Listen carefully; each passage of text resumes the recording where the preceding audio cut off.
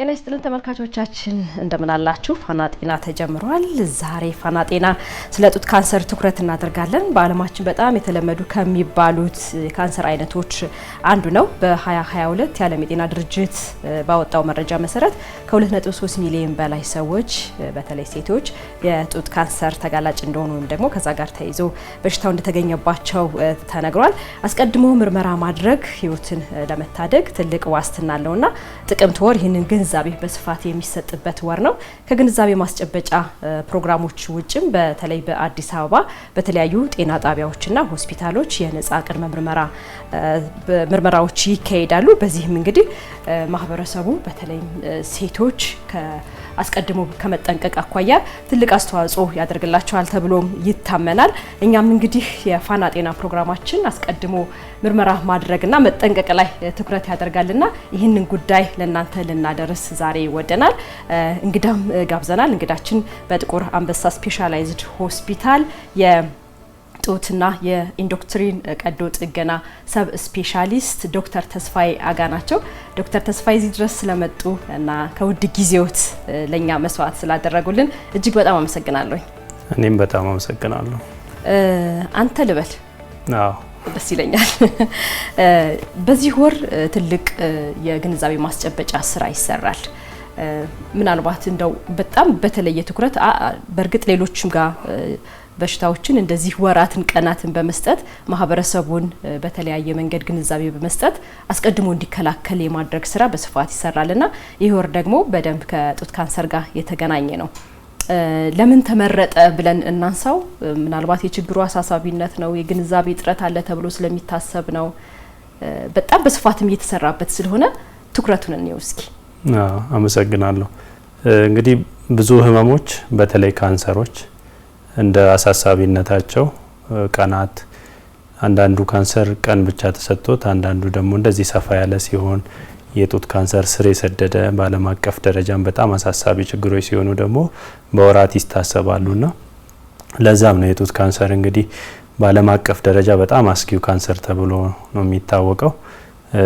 ቀደም ሲል አንቺ እንዳነሳሽው 2.3 ሚሊዮን ሰው በአንድ አመት ውስጥ መጠቃት እስከ 600 ሺህ የሚደርሱ ሰዎች በዚህ በሽታ መሞት ማለት ምን ያህል ከባድ እንደሆነ ችግሩ ያሳያል። በሀገራችን ደረጃም እስከ 16 ሺህ የሚሆኑ ሴቶች ወንዶችንም ጨምሮ በጡት ካንሰር በአንድ አመት ብቻ ይጠቃሉ። ከዛ ውስጥ ከግማሽ በላይ ከ8 ሺህ 9 ሺህ አካባቢ የሚሆኑ ሰዎች በዚህ በሽታ ምክንያት ይሞታሉና ይሄ እንግዲህ በጣም አሳሳቢ ነው። ስለዚህ ለዚህ ህመም ወር ሰጥተን ስለ ግንዛቤው ካላወራን ስለምን ልናወራ እንደምንችል ማሰብ ይከብዳልና ለዛም ነው ኦክቶበር በዓለም አቀፍ ደረጃ በሀገራችን ደረጃ የጡት ካንሰር የግንዛቤ ማስጨበጫ ወር ተብሎ የሚከበረው። በዚህ ወር እንግዲህ በጡት ካንሰር ለተጠቁ ሰዎች ሕክምናው ስላሉ ሰዎች ተስፋን፣ አጋርነትን፣ አብሮ መሆንን የምናሳይበት ነው። ሌሎቹ ደግሞ ቀድሞ እንዲለዩ ወደ ሕክምና ቶሎ መጥተው እንዲታከሙ እንዲድኑ መከላከል የምንችላቸውን ነገሮች ደግሞ ተከላክለን ከበሽታው ራሳችን እንድንታደግ የግንዛቤ ማስጨበጫ ትምህርቶች በሰፊ ይሰጣሉ። ከዚህም በተጨማሪ ይሄን ህመም በተመለከተ የሚሰሩ ዓለም አቀፍም አገር አቀፍም ጥናቶች ደግሞ በፈንድም ሰፖርት የሚደረጉበት ወር ነው ማለት ነው ይሄ ወር። አዲስ አበባ ላይ ሰፊ ትኩረት አለው። የተለያዩ ሚዲያዎችንም እንደው ለመዳሰስ ለማየት ሞክሬ ነበረ። በደንብ ሰፊ እንቅስቃሴ እንዳለ ማሳያ አለ። ከዚሁ ጋር ተያይዞ እንደው በክልል ደረጃ ያለውን በዚሁ ልክ ነው ማለት እንችላለን? እንቅስቃሴዎች አሉ። በተለይ ከ2 አመት ወዲህ በጤና ሚኒስቴር ደረጃ ለዚህ በሽታ አሳሳቢነቱም እየጨመረ በመምጣቱ ስለ ሕክምናው የሰውም ግንዛቤ የተወሰነ እየጨመረ መጥቷልና ከዛ ጋር ደግሞ እኛ መለርት ሆነን ግንዛቤውንም መስጠት ወደ ሕክምና የሚመጡትን ለምርመራ የሚመጡትን መመርመር ለሕክምና የሚመጡትን ደግሞ በጊዜ ሕክምናቸውን እንዲያገኙ ለማድረግ ዝግጁ ሆነን መጠበቅ ስላለብን መልካም ስራ እየተሰራ ነው። በተለይ ከ2 አመት ወዲህ ከ1 አመት በፊት በዚህ በጡት ጤናና የጡት ካንሰር ሕክምና ላይ በሀገራችን ለመጀመሪያ ጊዜ የሆነ የጋይድላይን ወይንም እንደ ሀገር አቀፍ ስትራቴጂክ መመሪያ ወጥቷል። በዛ መመሪያ መሰረት በአዲስ አበባ ብቻም ሳይሆን በሀገር አቀፍ ደረጃ ወደ ክልሎችም ተወርዶ ስለ በሽታው አሳሳቢነትና ምልክቶች፣ መከላከያ መንገዶች ሰፊ ትምህርት እየተሰጠ ነው። የመጀመሪያ ጤና ተቋማት ላይ ያሉ የጤና ባለሙያዎች ስለ በሽታው የግንዛቤ ማስጨበጫ ትምህርቶች፣ ትሬኒንጎች እየተሰጡ ነው። ያ ደግሞ ታካሚዎች ቀድመው እነሱ ጋር ስለሆነ የሚመጡት ወደ ትላልቅ ሴንተሮች ሕክምናው የሚሰጥባቸው ሴንተሮች ለመላክ በጊዜ ምርመራውን ለማድረግ በጣም ወሳኝ ስለሆነ እየተሰራ ነው። ያው አዲስ አበባ ላይ አብዛኛው የሕክምና አገልግሎት ኮንሰንትሬትድ ሆኖ እንዳለው አዲስ አበባ ላይ ቢሰፋም ግን በክልሎች ደረጃም ሁሉም ክልል በሚባል ደረጃ ስራው እየተሰራ ነው ያለው። ግንዛቤው ካለፉት 2 ዓመታት ወዲህ ስናየው የተሻለ ለውጥ አሳይቷል ማለት እንችላለን። አስቀድሞ መመርመር ላይ፣ ግንዛቤ ማግኘት ላይ፣ ሰዎች ወደ ጤና ተቋም መሄድ ላይ ምን ይመስላል? አዎ ይሄ እንግዲህ በጥናት መደገፍ አለበት። ከኦብዘርቬሽናችን ከምናየው እለት ተእለት ከምናየው ነገር ግን የተወሰነ የግንዛቤ ለውጥ እንዳለ ተስፋ የሚሰጥ ነገር እንዳለ ያሳያል። ከዚህ በፊት በተጠኑ ጥናቶች የጡት ካንሰር ኢትዮጵያ ውስጥ ሲከሰትና ታካሚዎች ወደ ሕክምና ሲመጡ ከ60 እስከ 70% የሚሆኑ ታካሚዎች የበሽታው ደረጃ ስር ከሰደደ ደረጃ 3 ደረጃ 4 ከሆነ በኋላ ነው የሚመጡት። ከቅርብ ጊዜ ወዲህ ግን የምናያቸው ታካሚዎች ገና ደረጃ 1 እና ደረጃ 2 ላይ ያሉ የሚመጡ ሰዎች በቁጥር እየበዙ ነው። ግን ያ ከመቶኛ ስንት ነው የሚለው እንግዲህ አገር አቀፍ የሆነ ጥናት ሰርተን ለውጡን በስታቲስቲክስ በተደገፈ መልኩ ማቅረብ ይኖርብናል። ግን ኦብዘርቭ ከምናደርገው ነገር ለውጥ እንዳለ ያሳያል።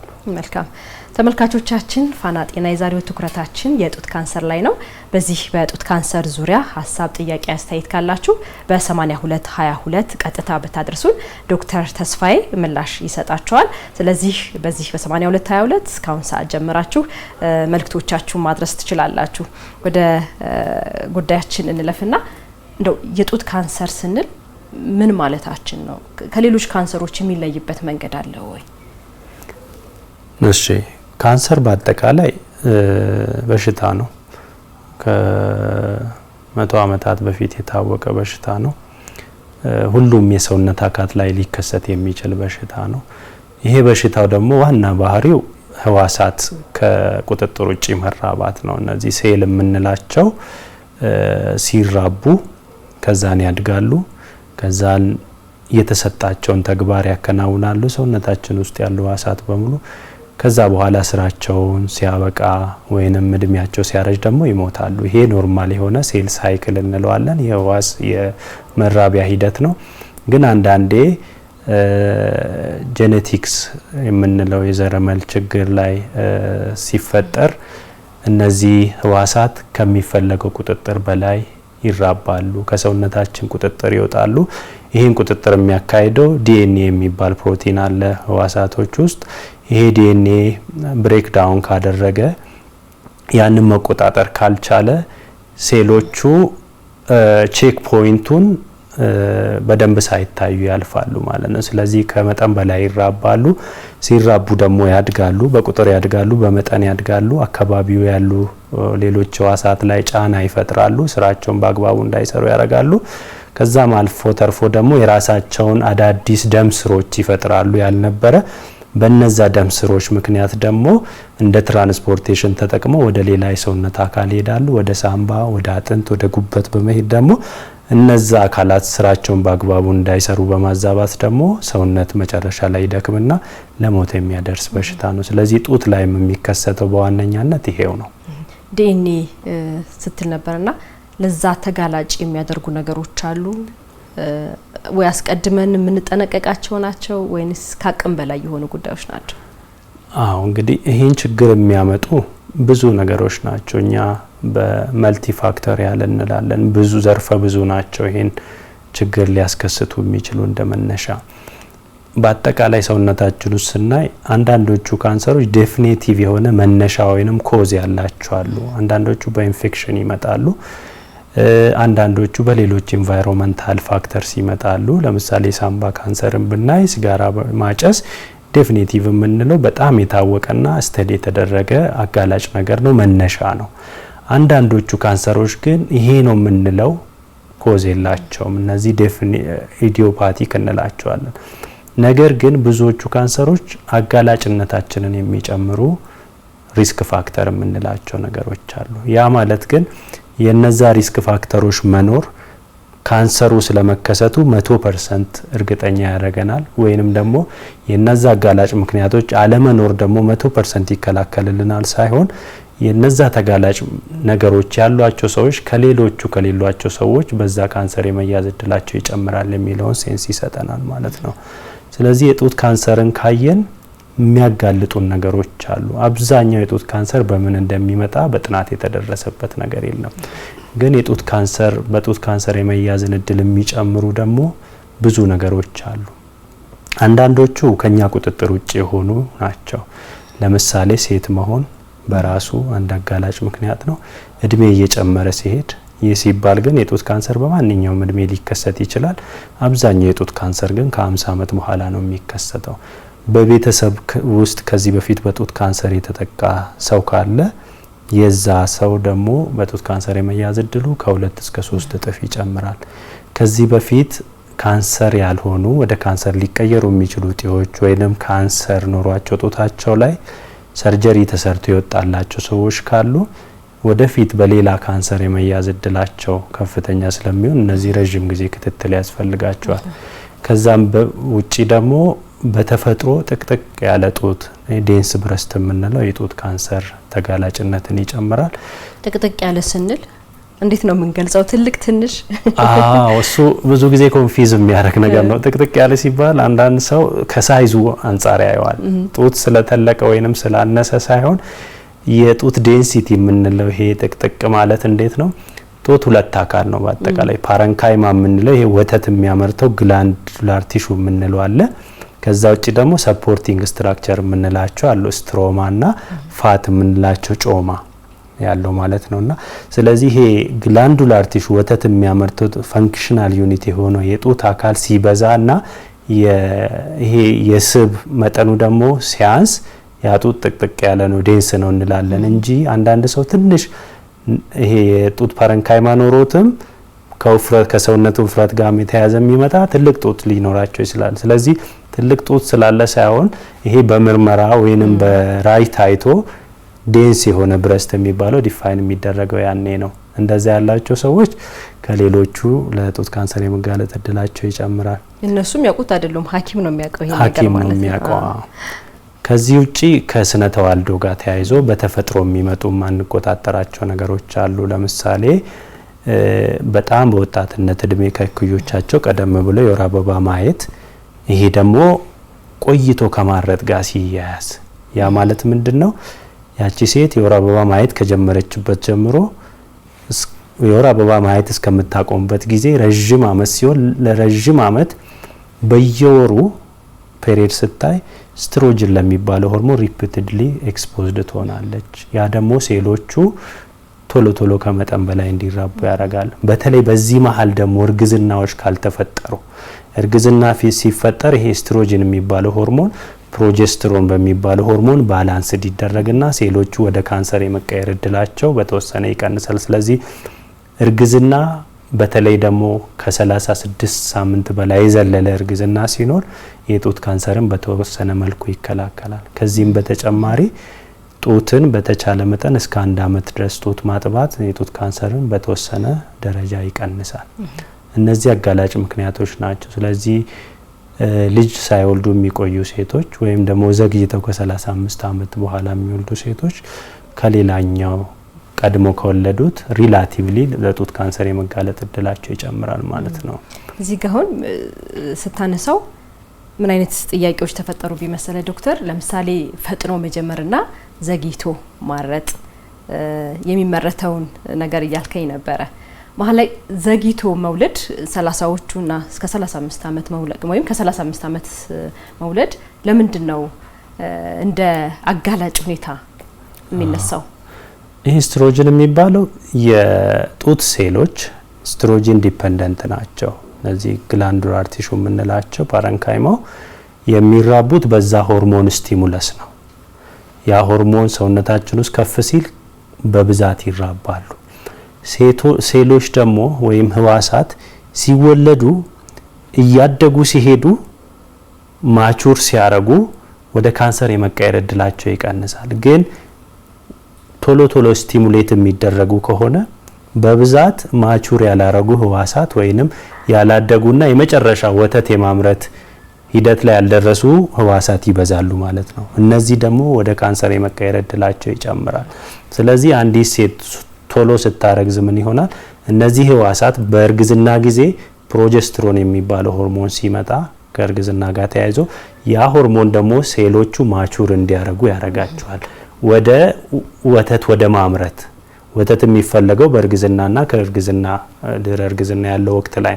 ስለዚህ ያንን ለማድረግ ማቹሬሽኑን ስለሚረዳ ሴሎቹ ወደዛ ዲፈረንሺየት ስለሚያደርጉ ኢረር የመፍጠር ወደ ካንሰር የመቀየር እድላቸው ይቀንሳል ማለት ነው። ለዛ ነው። ስለዚህ ሳያረግዙ በቆዩ ቁጥር በየወሩ ለዛ ሆርሞን ሪፒትድሊ ኤክስፖዝድ ሲሆኑ ማቹር ሳያረጉ ሲቀሩ ያላደጉ ስራ የሌላቸው ሴሎች ከመጠን በላይ ይጠራቀማሉ። እነሱ ደግሞ ወደ ሌላ ኮራፕትድ የሆነ ወደ ካንሰርስ ዲጀነሬት ያደርጋሉ ማለት ነው። ቀድሞ ወልደው ደግሞ ቶሎ የሚያቆሙ አሉ። አሁን ቶሎ ወልደው ልክ 35 አመት ሲሆናቸው የሚያቆሙ አሉ። እነሱ የዛን ያክል ተመሳሳይ አይነት ችግር ያጋጥማቸዋል ወይስ?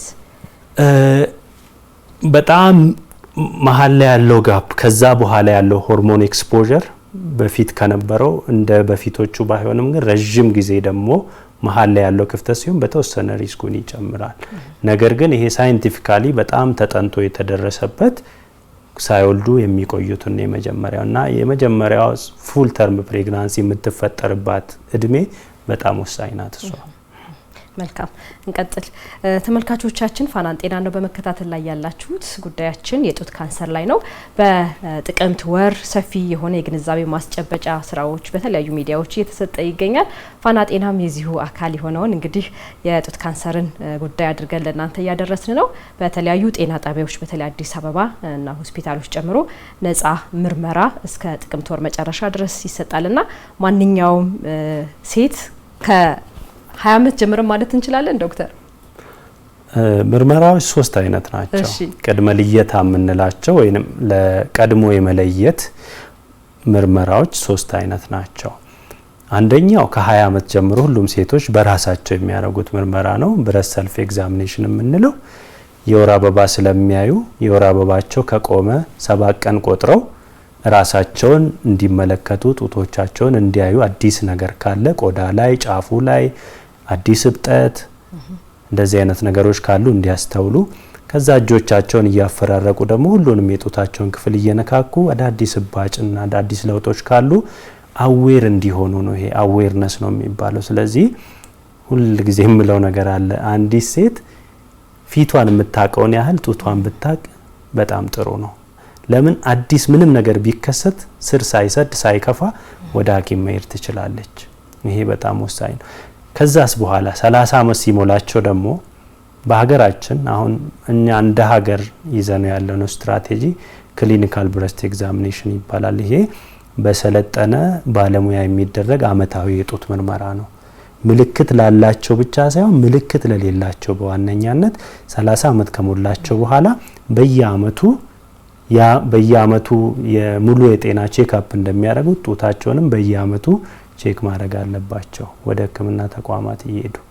ከዛ በተጨማሪ ግን በእኛ ሀገር ለሁሉም ሰው ተደራሽ ሆኖ ባይስፋፋምና ግዴታ ማድረግ አለባቸው ብለን ሪኮመንድ ባናደርግም እንደ ዓለም አቀፍ ደረጃ የጡት ካንሰርን ቀድሞ ለመለየት ሪኮመንድ የሚደረገው ስታንዳርድ ሜተድ ማሞግራፊ ነው። ይህም ከ40 አመት ጀምሮ አንዲት ሴት በየአመቱ የጡት ራጅ ብታሰራ ካንሰሩ ምልክት ሳያሳይ መለየትና መታከም ይችላል። እነዚህ 3ቱን ማድረግ ይቻላል። መልካም እንግዲህ ዶክተር የጠቀሰው የእድሜ ክልል ጀምሮ በየስቴፑ ማድረግ ይቻላል። በየጤና ጣቢያዎችም ቀደም ሲል እንዳልኩት ማድረግ ይቻላል።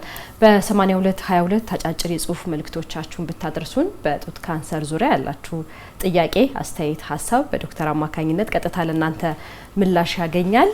ስለዚህ 8222ን ተጠቀሙበት።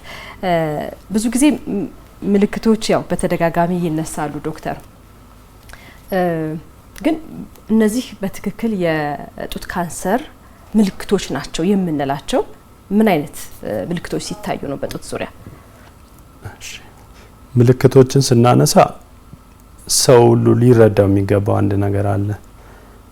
ሁሉም ምልክቶች ጡት ላይ ሲከሰቱ ይሄ ካንሰር ነው ብለን የምንናገረው ነገር የለም።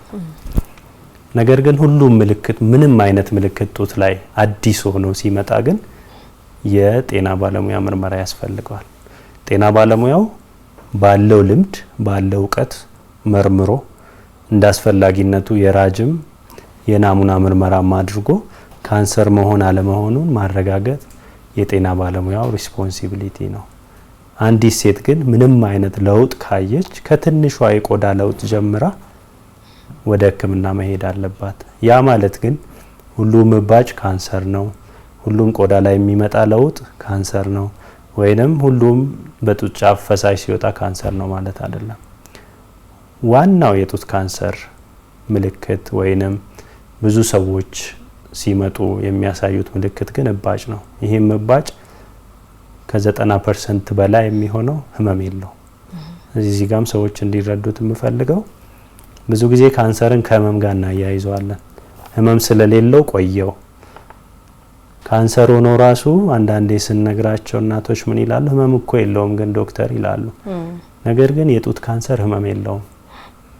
ህመም ሲኖረው አንዳንዴ ብዙ ጊዜ ስር ከሰደደ በኋላ ነው ህመም የሚያመጣው። ደረት ላይ ሲጣበቅ ጡንቻዎችን ሲይዝ ወይ ወደ ቆዳ ሲሄድ ወይ ነርቮች አካባቢ ሲጠጋ ነው ህመም የሚያመጣው እንጂ የመጀመሪያዎቹ ትናንሾቹ እባጮች መጀመሪያ ላይ ሲከሰቱ ህመም የሌላቸው እባጮች ናቸው። ከዛ በተጨማሪ ግን የቆዳ ቅርጽ መለወጥ፣ የቆዳ ላይ መቅላት ስሜት፣ ኢንፌክሽን ይመስል አንዳንዴ መግል ያዘ የሚመስል ሊሆን ይችላል። ቆዳ ደግሞ ሊወፍር ይችላል። አንዳንዴ ቆዳው ጠቃጠቆ ነገር ኖሮ የብርቱካን ልጣጭ ፖዲ ኦሬንጅ የምንለው አፒራንስ አለ። እንደዛ አይነት ምልክት ሊሰጥ ይችላል። ቆዳ መላላት ካለ ወይንም ወደ ውስጥ ደግሞ አንዳንዴ ቆዳ መሰርጎድ የሚያመጣ ከሆነ እንደዚሁም ደግሞ የጡት ጫፍ በአዲስ መልኩ ወደ ውስጥ መግባት ካለ ለምን አንዳንድ ሴቶች በተፈጥሮ የጡታቸው ጫፍ ወደ ውስጥ ገብቶ ጡታቸው ሲያድግ እንደዛ ሆኖ የሚመጣ አለ። ነገር ግን ከቅርብ ጊዜ ወዲህ ያንን ያስተዋሉ ከሆነ ካንሰር ምልክት ሊሆን ይችላል። ጡት ጫፍ ደግሞ ፈሳሽ የሚወጣ ከሆነ ብዙ ጊዜ ደም የቀላቀለ ሲሆን በተለይ በአንድ ጡት ብቻ የሚወጣ ሲሆን ከዛ ጋር ተያይዞ ደግሞ ሌላ አባሽ ሲሆን ይሄ ካንሰር የመሆን እድሉን ይጨምረዋል። እነዚህ ምልክቶች የጡት ካንሰር ምልክት ሊሆኑ ይችላሉ። በተጨማሪም አንዳንድ የጡት ጫፍ ሊቆስል ይችላል፣ ሊላላጥ ይችላል። ሰዎች ኢንፌክሽን ተብለው ወይም የሆነ አለርጂ ተብለው ሕክምና ወስደው ቆይተው ሊመጡ ይችላሉና የጡት ካንሰር ምልክት ሊሆን እንደሚችሉ መገንዘብ ያስፈልጋል። አንዳንዱ የጡት ካንሰር እስከ 1% የሚሆነው የጡት ካንሰር ጡት ላይ ምንም ምልክት ሳይኖር ብብት ውስጥ በሚፈጠር እብጠት ብቻ ሊመጡ ይችላሉ። እነዚህ ሁሉ የጡት ካንሰር ምልክት ሊሆኑ ይችላሉ። ነገር ግን አሁን የጠቀስናቸው ምልክቶች ሁሉ ካንሰር አለ ማለት አይደሉም። ካንሰር ያልሆኑ እነዚህ ምልክቶች የሚያመጡ ብዙ አይነት የጡት ችግሮች አሉ። መልካም እንቀጥላለን። ስመኝ ስዩም ወደ ጥቁር አንበሳ ጎራ ብላ ነበርና እዛ ያገኘቻቸው ባለታሪኮች አሉ። እሱን ተከታትለን ተመልሰን እንገናኛለን። አብራችሁን ቆዩ። እናንተ ግን በ8222 አጫጭር የጽሁፍ መልእክቶቻችሁ በዚህ ዙሪያ ሀሳብ ካላችሁ መጠየቅ የምትፈልጉት ጉዳይ ካለ ብታደርሱ በቀጥታ ዶክተር ለእናንተ ምላሽ ይሰጣል። መልካም ጊዜ ሁላችሁ ከኛ ጋር። ፋና ጤና ነው።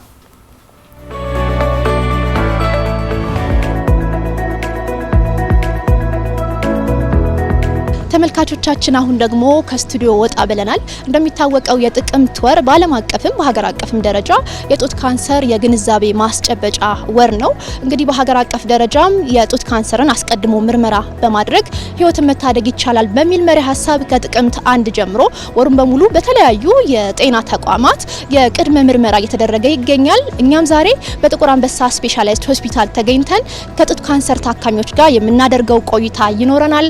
አብራችሁን ቆዩ።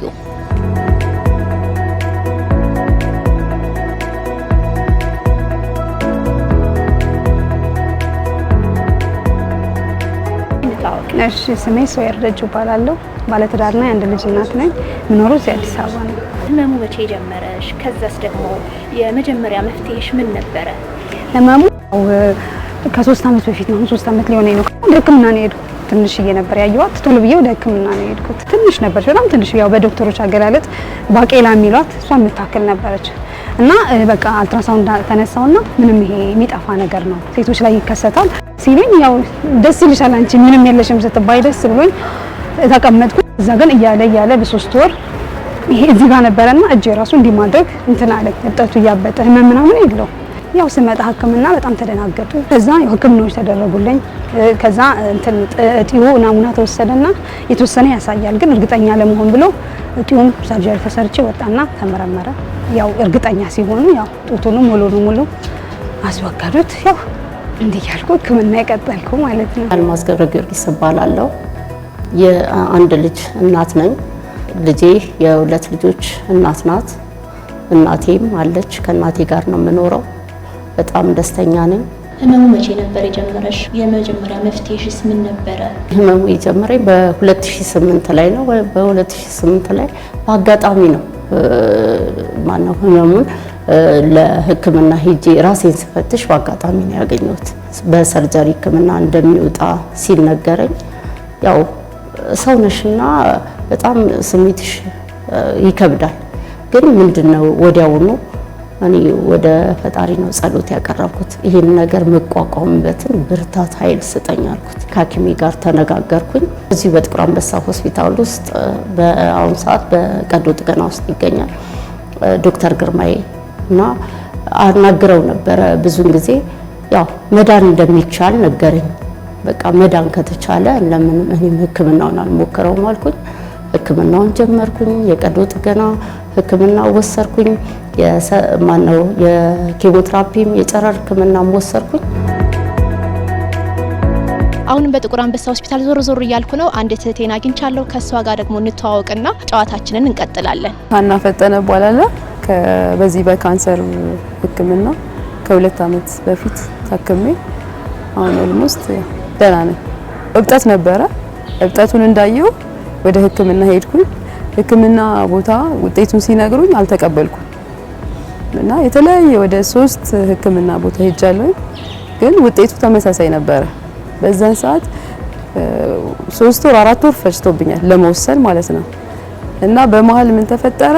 ስቴጁ ትንሽ ጨመረ እና መጨረሻ ላይ ዶክተር ይሄ ስቴጁ እየጨመረብሽ ነው ለምን አትወስኝም ሲለኝ ወዲያው ወሰንኩኝ። ወዲያው ተሰራው። አሁን ግን ያው ደህና ነኝ። ስለ ህመሙ ስትሰሚ ያንቺ ስሜት፣ የቤተሰቦችሽ ስሜት ምን ይመስል ነበረ? ወቅቱ ያሳጥሩ ወቅት አልነበረም። የኔ እኩያ ልጅ የነበረችው የጋብቻዋ ወቅት ነበረ። ልታገባ 3 ሳምንት ሲቀራት ነበረ ይሄ ነገር የተነገረኝ። ስለዚህ መጀመሪያ ቅድሚያ ለራስ ነው ማዳን ራሴን ስለነበረብኝ ያው ፕሮግራሙ እንዳለ ሆኖ እኔ ህክምናዬን አደረኩኝ።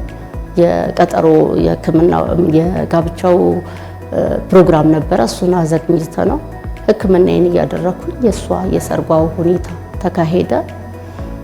ያው የእናቴ ሁኔታ ነበረ፣ ከባድ ነበረ። በሰዓቱ በጣም ከባድ ነው እውነት። ሰማይና ምድር ነው የሚገለባበጥብሽ። በጣም ስሙ ራሱ ይታወቃል። ስሙ ሲጠራ ሞት ነው ሰው የሚታየው። በጣም ነበር ከባድ። እኔና ባለቤቴ ነበርን የዛኔ። ልጄ 1 ዓመት ከ4 ወሩ ነበር። ከባድ ነበር። ልጅ የሚይዝልን የለን። እኔ ከራስ ምታት ውጭ ሌላ አሞኝ አያውቅም። ጭራሽ ይሄን ያመኛል ብዬ ላስብ ማለት ነው። በጣም ተላቀስን። ዶክተሮቹ በቃ አባበሉኝ። አይዞሽ ብቻሽን አይደለሽም፣ ብዙ ሰዎች አሉ። በያው ምንም ቢሆን የስቴጅ 3 ነበር የኔ። ሚድን ነው በቃ ህክምና ክትትልሽን ታደርጊያለሽ። ማድረገውን ህክምና ነገሩኝ። እኔ ካንሰርን የማስበው አንድ ሰው ካንሰር ከተያዘ በቃ ወዲያው ይታመማል፣ ህመም አለው ነው እና ያልተቀበልኩትም በወቅቱ ህመም የለኝም እኔ ጤነኛ ነኝ፣ እንዴት ካንሰር ይዘኛል? እኔ እኮ ካንሰር የለብኝም እያልኩ ነበር መከራከረው ከዶክተሩ። መጨረሻ ላይ ሄድኩበት ዶክተር ህመሙ የሚጀምረው ስቴጁ በጨመረ ቁጥር ነው፣ ስቴጅ 4 ስቴጅ 3 ምናምን። ያንቺ ስቴጅ ገና ስለሆነ ነው ህመሙ የሌለሽ እና አሁኑን ወስኝ ምናምን ብሎ ረጅም ሰዓት ቁጭ አድርጎ አውርቶኝ ምናምን እሱ አሳመነኝ። ከዛ በቃ ጭንቅላቴን አሳመንኩኝ።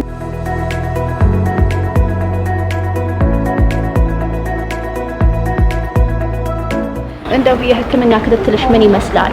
ከህክምናሽ በፊት የነበረውንና ከህክምናሽ በኋላ ያለውን ለውጥ እስኪ ንገሪኝ። የህክምና ክትትል ያው አሁን ጨራርሻለሁ ሁሉንም። ኬሞን ወስጄ ጨረርም ወስጄ ጨራርሻለሁ። ያው ታሞክሲፌን የሚባል የ5 ዓመት የሚዋጥ መድኃኒት አለ። እሱን ነው የምወጣው። በ3 ወር ወይ በ6 ወር ህክምና ክትትል አለኝ። መድኃኒቴም የ3 ወር ነው የሚሰጠን። ሲያልቅ በ3 ወር አጽፋለሁ፣ እወስደዋለሁ እሱን። ሌላው ይሄ ምርመራዎች ደግሞ ያጋሉ በ6 ወር። እብጠቱን አይቼ ህክምና እንዳደረኩኝ ሰርጀሪውን ከመሰራቴ በፊት ስቴጅ 1 ነበር፣ ግን ስቴጁን ሲሰራ ኦልሞስት ወደ ስቴጅ 2 እየገባ ነበር። ቶሎ አልወሰንኩም። እኔ አሁን በ6 ወር ቼክአፕ አለኝ። ከዛ በፊት ከአመት በፊት በየ3 ወሩ ነበር ቼክአፕ። ሁሉንም ጨርሻለሁ። ኬሞ አሁንም ወስዳቸው መድኃኒቶች አሉ። ሄርሰፕቲን የሚባል እንትን ወስጃለሁ። አሁን ግን በየ6 ወሩ ቼክአፕ አለኝ። ያንቺ ከህክምናው ጋር በተጓዳኝ የምታደርጊያቸው ጥንቃቄዎች ምን ይመስላሉ? አሁን ከህክምና ተጨማሪ ማድረገው አመጋገቤን አስተካክላለሁ። እንደ በፊቱ አይደለም የምመገበው። ስኳር አቁሜያለሁ። አትክልቶች አበዛለሁ። ያው ያገኘሁትን እንደ በፊቱ አልበላም። ከምንም በላይ ያው ህክምና አመጋገብ አስተዋጽኦ አለው እና እሱን እያረኩ ያው ከህክምና የተጨማሪ አመጋገቤን እያስተካከልኩ አይምሮዬን እያሳረፍኩ መጨናነቅ የለ ምን የለ ያው እኔም ልጄም ባሌን ነን፣ ሌላ ሰው የለም። ሶስታችን እንግዲህ ዘና ብለን እንኖራለን። ሁላችንም በፈጣሪ ነው የምናምነው አይደለ? እኔም መጽሐፍ ቅዱስን አነባለሁ፣ ቃሉንም ሁሉንም ራሴን እንድበረታታ ያደርገኛል። ሁልጊዜ ጸሎት ወደ ፈጣሪ ነው የማቀርበው። ሲቀጥል ደግሞ በጣም ከሚገባ ከፈጣሪ በታች ብዬሻለሁ ሐኪሞቼ ነው የምሰማው። ሐኪሞቼ ያሉኝን ተግባራዊ ማድረግ ፈልጋለሁ። ይሄ መመገብ አለብኝ የምለውን ሐኪሞቼን ጠይቃለሁ። እዚህ ደረጃ እንድደርስ ያበቃኝ ያ ነው ብዬ ነው የማስበው። ቤት ውስጥ ያው ስፖርት እሰራለሁ። አልፎ አልፎ በሳምንት 2 3 ቢሆን እሰራለሁ እና ሌላው አመጋገቤን በተቻለኝ መጠን አመጋገቤን አስተካክያለሁ። በተለይ አሁን ከ1 አመት በኋላ ትንሽ ወገቤ ምናምን እያመመኝ ነበርና እንቅስቃሴም አመጋገቤንም የቀየርኩት አሁን ነው እና ለውጥ አለ። ይህንን ፕሮግራም ቤታቸው ሆነው ለሚመለከቱ ሰዎች የምታስተላልፊው መልእክት ካለ እሱን የመጨረሻ እናድርገው። እኔ ግድ ህመሙ ሲታይ አይደለም ወደ ህክምና ተቋም ሄዶ ራስን ቼክ ማድረግ ያለበት ሰው ሻወር ላይ ኦል ደግሞ በየ6 ወሩ አንዲት እናት ጡቷን ቼክ ብታደርግ የተሻለ ነው ላለው ግድም ነው። ደግሞ ካልሆነ ምልክቱ ከታየ እንኳን ቶሎ በቃ መወሰን። እኔ እዚህ ሆስፒታል ውስጥ ህክምና ማድረግ ከጀመርኩበት ሰዓት ጀምሮ ዝም አልልም፣ እናገራለሁ። መዳን ይቻላል፣ ህክምናውን ተወስዶ መዳን ይቻላል ነው የምለው። ንጋት ሰፖርት ግሩፕ ይባላል በጡት ካንሰር። እዛ ውስጥ ካውንስሊንግ በመስጠት በዛም ላይ ወደ 5 የሚሆኑት ጓደኞቼ አሁንም አብረውኝ እየሰሩ ናቸው። እነሱን በመንገር ወደዚህ መተው ለሰዎችም እኔ ያገኘሁትን እውቀት እንዲያገኙ በመርዳት በእንደዚህ አይነት ሁኔታ ውስጥ ነው የምገኘው። ቀድማችሁ ተመርመሩ። ይሄው በቃ ይወለዳል። እኔ አሁን ለመውለድም ዝግጅት ላይ ነው። ይወለዳል፣ ከዛ በኋላ ይኖራል፣ ህይወት ይቀጥላል። በቃ ይሄን ነው መመክረው። በቃ ቅድመ ምርመራ አርጉ ከቻላችሁ ቤታችሁ፣ ካልሆነም የተሆነ ለየት ካለ ካዩ ጤና ጣቢያ አሁን በየቦታው ነው ያለ፣ እንደ ድሮም አይደለም። እህቶቼ እናቶቼ አደራ ተመርመሩ። በቃ ራሳችሁን እወቁ ነው የምለው እኔ።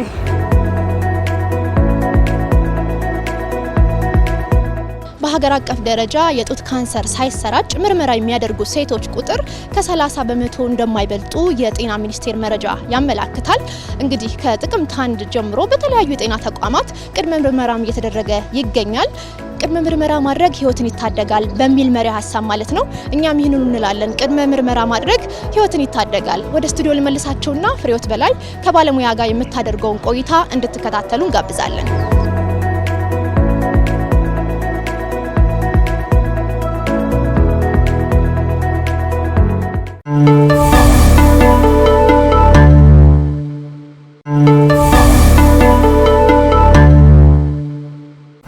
እናመሰግናለን ስመኝ ስዩም። እንግዲህ በጥቁር አንበሳ ስፔሻላይዝድ ሆስፒታል ተገኝታ የተለያዩ ሰዎችን ታሪክ ያለፉበትን መንገድና ጥንካሬያቸውን አጋርተናለች። እንመለሳለን ወደ ጉዳያችን። ዶክተር እንደተከታተልከው ምናልባት በአንድም በሌላ መንገድ ታውቃቸው ይሆናል። ዛም ስለምትሰራ የተለያዩ ሀሳቦች እኔ ራሴ እየመጣልኝ ነበረ እነሱ ሲያነሱት።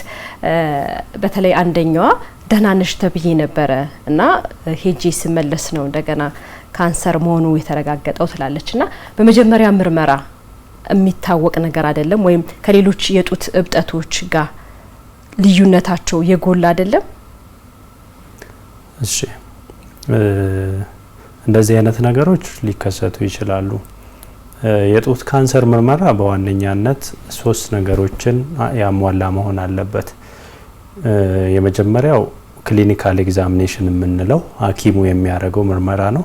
ከቃለ መጠየቅ ጀምሮ ምልክቶቹ፣ ከዛ ጋር ተያይዞ የመጡ ነገሮች፣ የዛች ታካሚ ደግሞ ተጋላጭነት ሁኔታዎች፣ የቤተሰብ ታሪክን ጨምሮ እንደዚህ አይነት ነገሮች ካሉ ቃለ መጠየቅ ያደርጋል ሐኪሙ።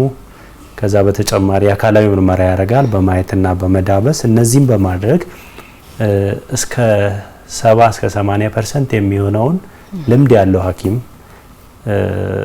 ያን ያህል ፐርሰንት ካንሰር የመሆን ወይ ያለመሆን እድሉ ሊጠራጠር ይችላል። ይሄ ጥርጣሬ ነው እንጂ በአካላዊ ምርመራ ብቻ ካንሰር ነው አይደለም ተብሎ አይነገርም፣ አይለይም።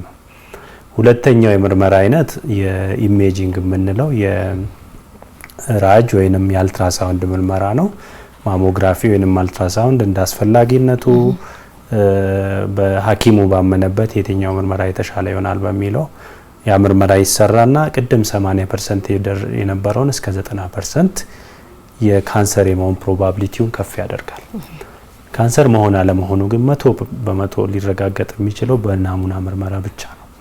እዚህ የናሙና ምርመራ የሚወሰድባቸው የተለያዩ መንገዶች አሉ። አንደኛው ፋይን ኒድል አስፒሬሽን ሳይቶሎጂ የምንለው በትንሽ ስሪንጅ ከእጢ ውስጥ ፈሳሽ በመቅዳት እነዛ ፈሳሾችን በማይክሮስኮፕ በማድረግ ካንሰር ሴሎች አሉ የሉም የሚለውን መለየት ነው። ሁለተኛው የምርመራ አይነት ኮር ኒድል ባዮፕሲ የምንለው ተለቅ ባለ መርፌ ከእጢ ውስጥ ተቆርጦ ይወጣና ያ ይመረመራል።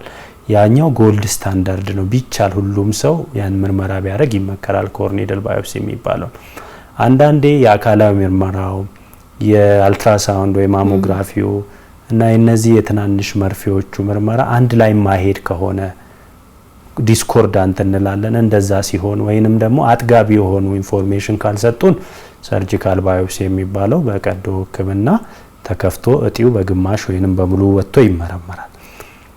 ስለዚህ እነዚህ 3ቱን ስቴፕ ያለፈ የጡት ካንሰር ምርመራ 99% ኮንፊደንትሊ ካንሰር መኖር አለመኖሩ ሊለይልን ይችላል። ግን እንደዛም ሆኖ በአንድም ወይም በሌላም ምክንያቶች ካንሰር ኖሮ የለም ተብሎ አንዳንድ የሚለይበት ሁኔታዎች አሉ። ካንሰር ሳይኖርም ፖዚቲቭ ተብሎ ሪፖርት የሚደረግ እነዚህ እንግዲህ አልፎ አልፎ ከሺህ ሰዎች አንድ ሰው 2 ሰው ላይ ሊከሰቱ የሚችሉ እነዚህ በየትም ዓለም በየትኛውም ያደጉ ሀገራት ውስጥም ሊከሰት የሚችል ነገር ነው። ብዙ ሪዝኖች አሉ። ነገር ግን ዋናው ማወቅ ያለብን እነዚህ 3ቱ ምርመራዎች የአካላዊ ምርመራ፣ የራጅ ምርመራና የናሙና ምርመራ 3ቱም በደንብ ተሰርተው ልምድ ባለው ሐኪም ታይተው ካንሰር መኖር አለመኖሩ መረጋገጥ አለበት። አንዳንዴ ደግሞ ምን ይከሰታል? ከዚህ በፊት ካንሰር ያልሆኑ እጢዎች ተመርምረው ወጥተውላቸው የሚያውቁ ሰዎች ምናልባት አንዳንዶቹ ካንሰር ያልሆኑ እጢዎች ከጊዜ አንጻር ወደ ካንሰር ሊያድጉ ወይንም ሊቀየሩ የሚችሉ ሊሆኑ ይችላሉ። ከዛ በተጨማሪ ደግሞ ካንሰር ያልሆኑ እጢ ቀዶ ሕክምና ተሰርቶ ይሄ ካንሰር አይደለም ተብለው ወደ ቤታቸው ተሸኝተው ሰዎች አዲስ ካንሰር እዛው ቦታ ላይ ሊፈጠር ይችላል። ያ ማለት በፊት የነበረው ኢንፎርሜሽን ወይም በፊት የነበረው ሕክምና ስህተት ነው ማለት አይደለም ግዴታ። ስለዚህ አዲስ የሆነ ካንሰርም ሊፈጠር ይችላል። ስለዚህ የዛች ሴት ስፔሲፊክ ሴናሪዮ ይወስነዋል ማለት ነው። ብዙ ነገሮችን ማየት ያስፈልጋል ይሄን ነገር ለመወሰን። መልካም። ስለዚህ አሁን በየጊዜው ምናልባት ቼክ የሚያደርጉ ሰዎች ካንሰር ያልሆነ እጢ ሊኖር ይችላል ተብሎ ክትትል የሚያደርጉ ሰዎችም ሊኖሩ ይችላሉ። ስለዚህ እንደዚህ አይነት ነገር ሲያጋጥም 3ቱንም ሂደት መሄድ አለባቸው ነው ወይንስ ምንድነው ማድረግ ያለባቸው? በጣም ጥሩ። ካንሰር ያልሆኑ ቤናይን ብረስ ኮንዲሽን የምንላቸው ወይንም በተለምዶኛ ሞኝ እጢዎች ብለን ነው የምንጠራው። እነዚህ እጢዎች ብዙ አይነት ናቸው። በዋነኛነት 3 አይነት ናቸው። አንዳንዶቹ ምንም ክትትልም የማይፈልጉ ናቸው። ክትትል የማይፈልጉም ሕክምናም የማይፈልጉ አሉ። የነዚህ ወደ ካንሰር የመቀየር እድላቸው ወይንም ካንሰር ሴሎችን የመያዝ እድላቸው ከ1% ወይንም 0.5% አካባቢ የሆኑት ናቸው። ስለዚህ እነዚህን ሁሉ ማከም ኮስት ኢፌክቲቭ አይደለም፣ አስፈላጊም አይደለም። ሁለተኛ ደረጃ ላይ ያሉት ደግሞ ምናልባት እስከ 1-2% ካንሰር የመሆን እድል ያላቸው እጢዎች ደግሞ አሉ። እነዚህ እጢዎች እንደ አስፈላጊነቱ እንደ ታካሚዋ እድሜ እንደ ታካሚው የተጋላጭነት ሁኔታ ለምን 20 ዓመት ላይ ያለች አንዲት ሴትና 55 ዓመት ላይ ያሉት አንዲት ሴት እኩል አይደለም እንሰጣቸው ትኩረት። ለምን በ20 ዓመት ካንሰር ያልሆኑ ብዙ አይነት እጢዎች ሴቶች ላይ ሊከሰቱ ይችላሉ። 55 ዓመት ላይ ግን አዲስ እጢ ሲፈጠር ሁሉ ጊዜም እድሜ እየገፋ ሲሄድ የካንሰር ሪስክ ይጨምራል ብለናል አይደል? ካንሰር ስለመሆኑ ትልቅ ጥርጣሬ ሊኖረን ይገባል። ስለዚህ እነዚህን ክሊኒካል ሴናሪዮች ግንዛቤ ውስጥ በማስገባት ክትትል የምናደርግላቸው ወይንም ደግሞ አውጥተን ምን መረመራቸው ሊኖሩ ይችላሉ። ሶስተኛው አይነት ካንሰር ያልሆኑ እጢዎች ደግሞ በተቻለ መጠን ቢወጡና የናሙና ምርመራ ቢሰራላቸው ይመረጣል። ለምን እነዚህ እስከ 10-15% ወደ ካንሰር የመቀየር እድል ያላቸው ወይንም ፕሪ ካንሰርስ ምንላቸው ያ ማለት ወደ ካንሰር የሚያድጉ የሚቀየሩ ሳይሆን ካንሰር የመሆን ፖቴንሻል ያላቸው ኦቨር ታይም ወደ ካንሰር ሊቀየሩ የሚችሉ አይነት ደግሞ የጡት እባጮች ስላሉ ማለት ነው። መልካም። ከተመልካቾቻችን የተለያዩ ጥያቄዎች መተውልናል። በ0911 ጀምሮ 04 የሚያበቃ የጡት ካንሰር በወንዶች ላይ አይካሰትም ወይ? ካለስ በምን መልኩ ነው ሊመጣ የሚችል የሚል ሀሳብ አቀርበውልናል። የጡት ካንሰር 99% እና ከዛ በላይ ሴቶች ላይ ነው የሚከሰተው። ነገር ግን ያ ማለት እንግዲህ 1% ወንዶች ላይ ይከሰታል ማለት ነው። እንደውም ሀገራችን ላይ አንዳንድ የሚወጡ ጥናቶች እስከ 5% የሚል ፊገር ያሳያሉ ወንዶች ላይ። ስለዚህ ወንዶችም እንደ ሴቶቹ ጡታቸው ላይ ምንም አዲስ ቆዳቸው ላይ ጫፉ ላይ አዲስ እባጭ ካለ አዲስ ምልክት ካለ ወዲያ ወደ ሐኪም መሄድ ይኖርባቸዋል። ነገር ግን እንደ ሴቶቹ በየወሩ ወይንም ከ30 ዓመት በኋላ በየአመቱ መመርመር አለባቸው ወይንም ማሞግራፊ በየአመቱ መነሳት አለባቸው የሚባል ሪኮመንዴሽን የለም።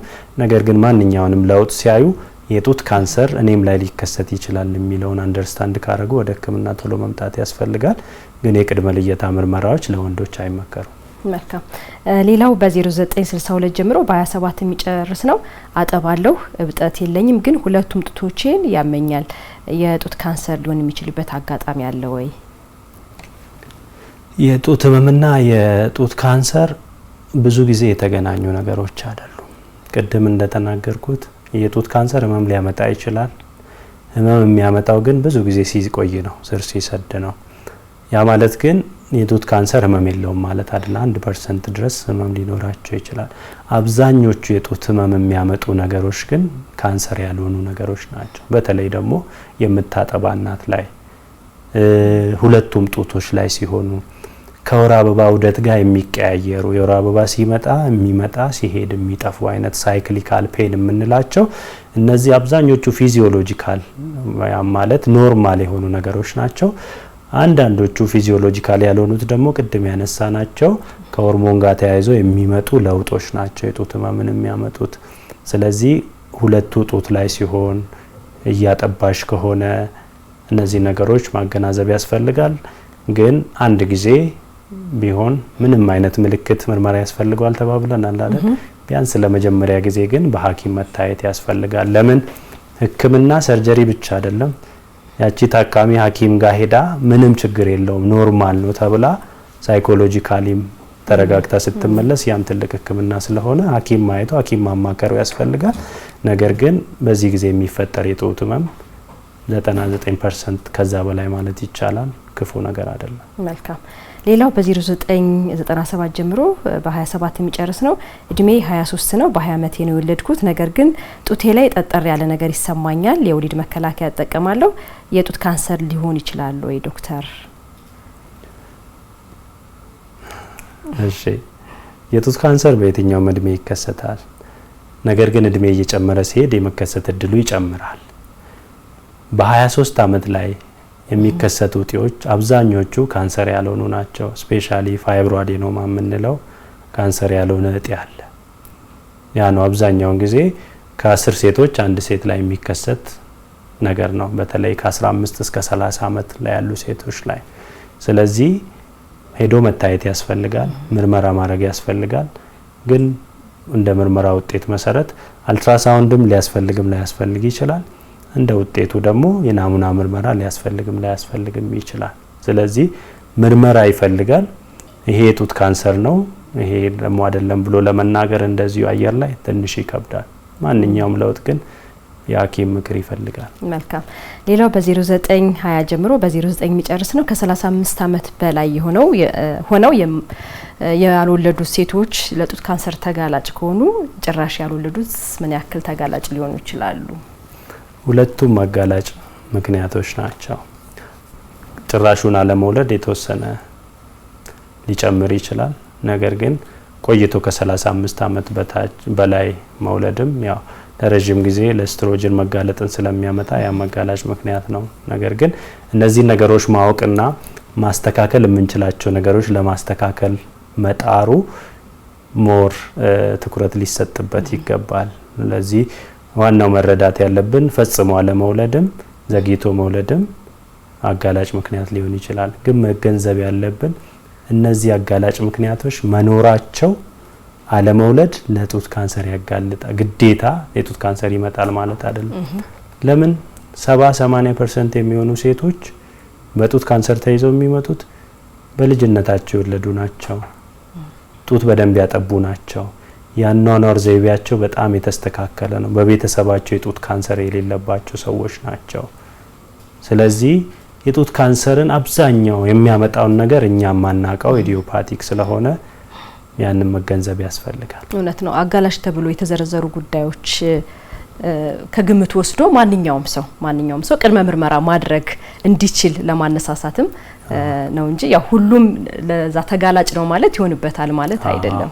መልካም እንመለሳለን። ፋና ጤና ነው በመከታተል ላይ ያላችሁ ተመልካቾቻችን፣ አብራችሁን ስለሆናችሁ እጅግ በጣም እናመሰግናለን።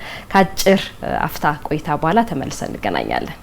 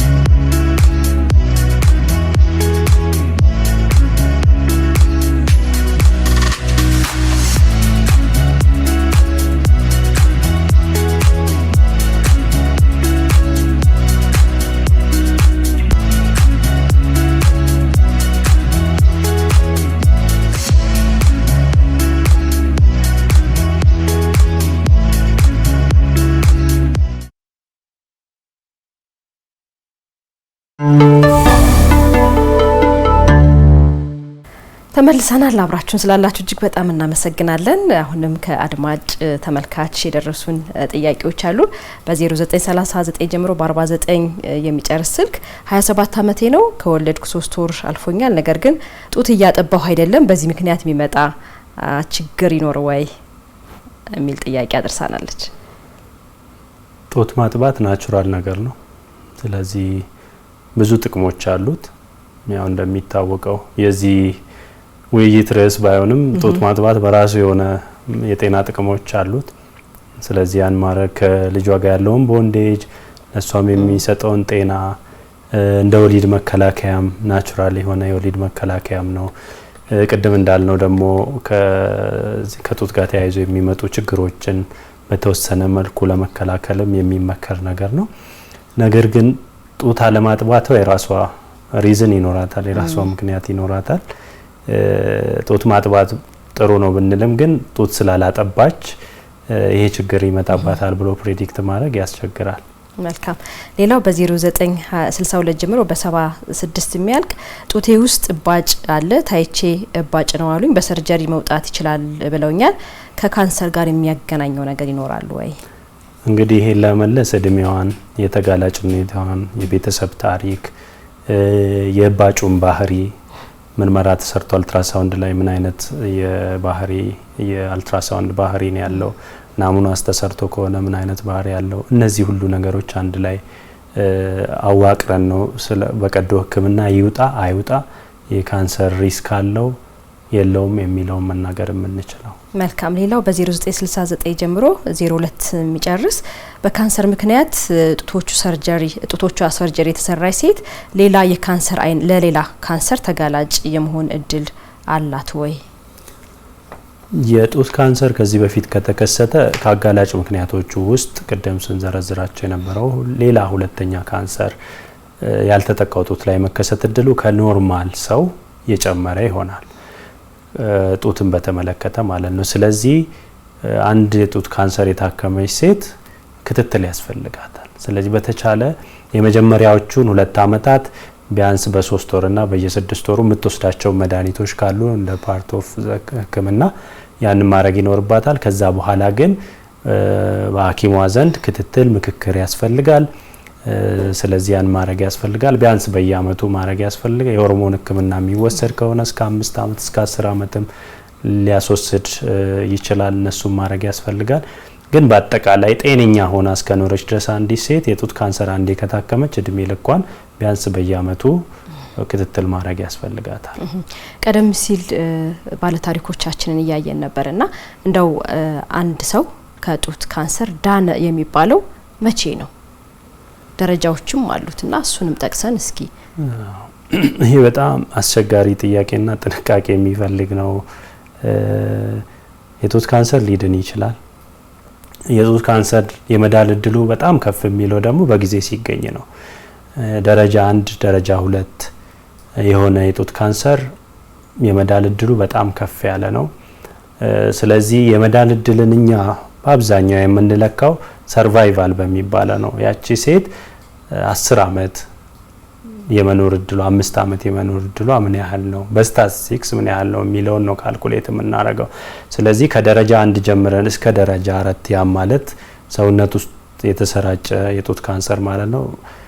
የሰርቫይቫሏ የዛ አመት የመኖር እድሏ እየቀነሰ ነው የሚመጣው። ስለዚህ ትኩረታችን ሊሆን የሚገባው ሳይዘገዩ ሕክምናውን መውሰድ ነው። የመጀመሪያው አመትና ሁለተኛው አመት የመጀመሪያውና ሁለተኛ ደረጃ ላይ ያለ ካንሰሩን ለመለየት ጥረት ማድረግ የመዳን እድሉን በጣም ያሰፋዋል። ስለዚህ በጊዜ የታከመ የጡት ካንሰር በደንብ ሊድን ይችላል። መልካም። ቀደም ሲል ከባለ ታሪካችን እንዲሁም አንድ ሀሳብ እያየሁ ነበረና ለመውለድ ዝግጁ ነኝ እያለች ነበረ። ይመከራል?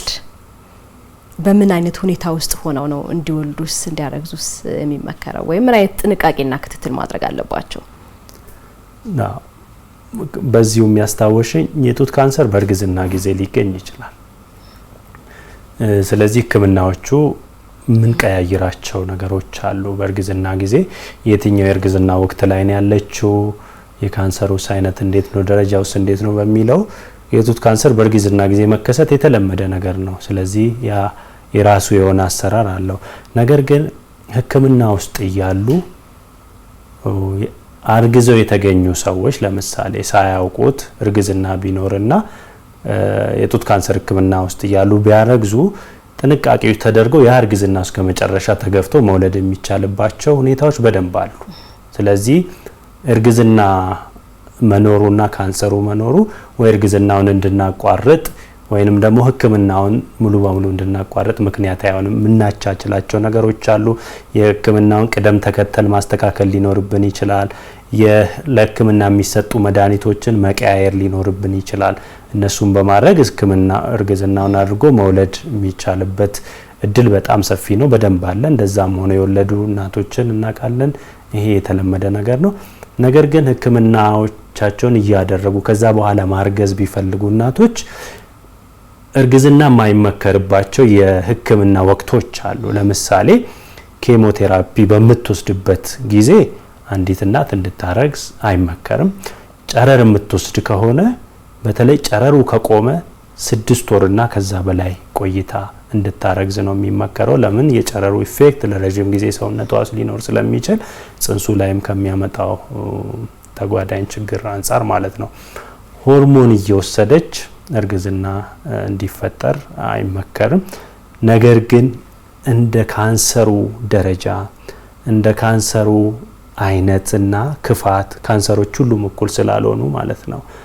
አንዳንዶቹ በጣም የከፉና አግሬሲቭ ናቸው። አንዳንዶቹ ደግሞ ለዘብ ያሉ የካንሰር አይነቶች አሉ። የጡት ካንሰር ሆኖ ማለት ነውና እንደዛ ሆኖ ለምሳሌ እድሜዋ እየገፋ ቢሄድ 38 39 ዓመት ላይ ያለች ሴት መውለድን ዴስፕሬትሊ ብትፈልግ ልጅ የሌላት ሴት ሕክምናውን 10 ዓመት መውሰድ ካለባት ለምሳሌ አሁን ሆርሞኑን 10 ዓመት ሆርሞኑን ከጨረስኩኝ በኋላ ወልዳለሁ ብላ ብታስብ እድሜዋ ስንት ይሆናል?